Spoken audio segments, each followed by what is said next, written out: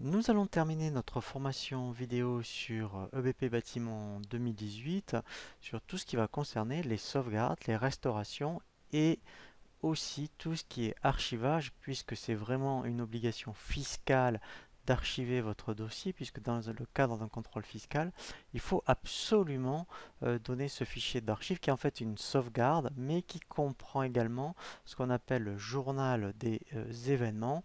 Donc on verra ce qu'il contient, hein, mais par exemple, hein, si vous supprimez des documents, s'il y a éventuellement eh bien, une anomalie entre les dates de facture et les numéros, eh bien, les impôts le sauront dans le journal des événements. Donc, la première chose, nous allons procéder aux sauvegardes. Donc, c'est vrai que lorsque vous fermez votre dossier, il vous propose de sauvegarder automatiquement votre dossier. C'est ce qu'on appelle ici la sauvegarde rapide. Donc là, on peut le faire à tout moment.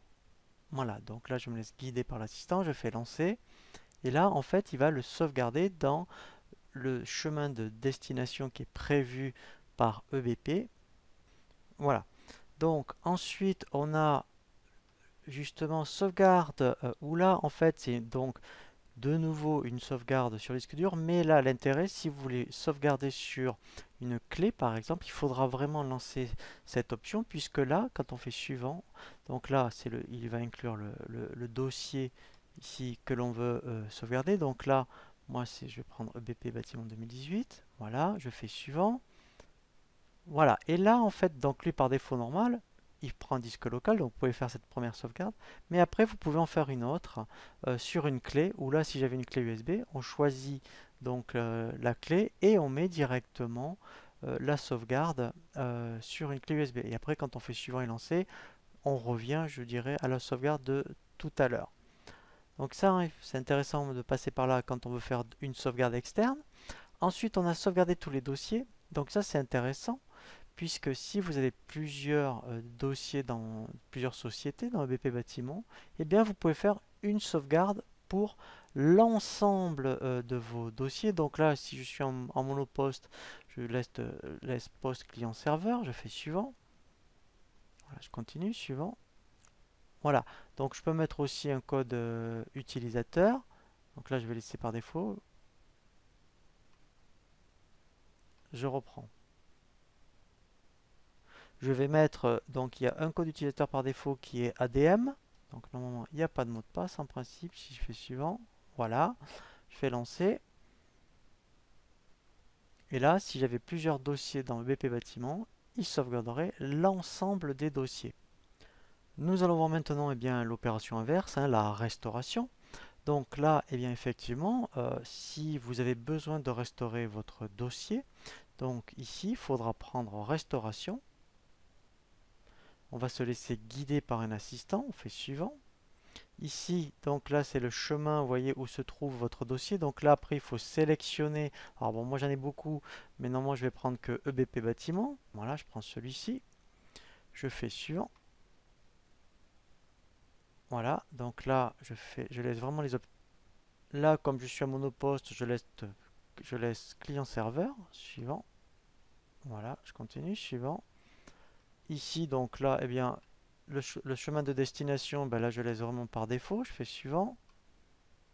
Voilà, donc là c'est normal, il existe déjà. Donc là je fais juste mettre à jour le raccourci. Et là je fais lancer. Voilà. Et là, mon dossier est restauré. Il nous reste donc à voir maintenant une dernière option qui est vraiment l'archivage de votre dossier. Donc vous pouvez avant même donc de l'archiver vous-même voir, vous voyez ce qu'on appelle le journal des événements. Voilà, et là en fait c'est tout ça que peuvent vérifier donc les impôts. Donc s'il y avait, je dirais, une anomalie par rapport aux ruptures, les ruptures par exemple c'est si admettons je suis à la facture 100, je suis au 15 novembre, la 101 soit elle est du 15 mais elle n'est pas du 14 par exemple. Voilà, voilà. Donc par rapport à toutes ces anomalies là, s'il y en avait des événements, eh bien les impôts le sauraient et c'est ce qu'il y a dans le fichier d'archives. Donc là en fait, hein, vous voyez, donc il y a rien de particulier mais il y aurait pu y avoir des choses. Voilà, et donc quand je fais outils archivage.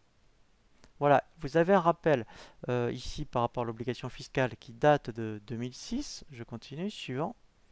Voilà, et là en fait, eh bien, je vais archiver mon dossier pour l'année ici 2017. Alors très important, Il faut absolument se souvenir, je dirais, ici du chemin. Soit après, ben, sinon vous le mettez sur une clé USB, vous voyez, puisqu'on peut changer après le chemin.